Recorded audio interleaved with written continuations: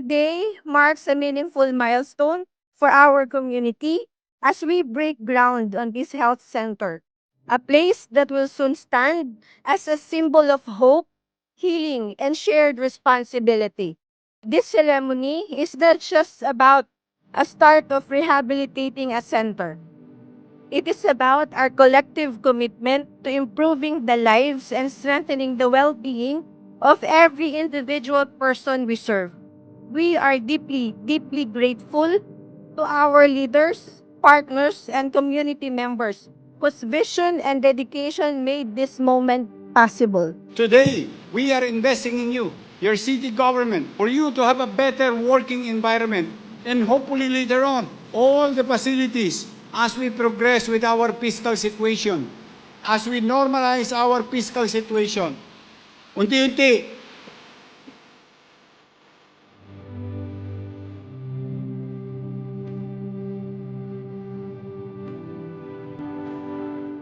Alam niyo, sa totoo lang, nung kami nangangampanya ni Yorme, talagang very consistent po kami to really say na pag kami ay nakaupo, magpo-focus kami sa minimum basic needs. At isa po dyan ay ang healthcare natin.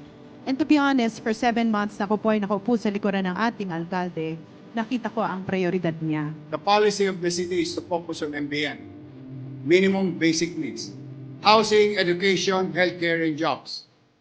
As we begin this journey, may this project always remind us that true service is measured by how well we care for our patients and by our unwavering promise to place the health of our people at the heart of everything that we do.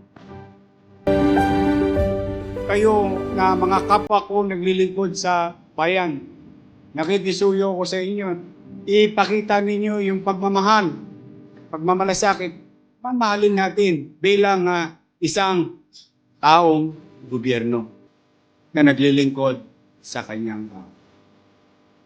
Do your best, and God will do the rest.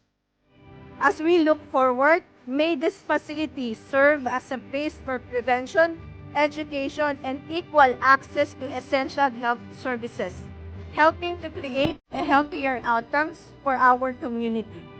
Together, let us ensure that this center continues to grow as a place of trust, partnership, and long-lasting effect to those whom we serve.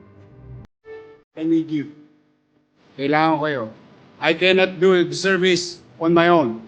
I need each and every one of you.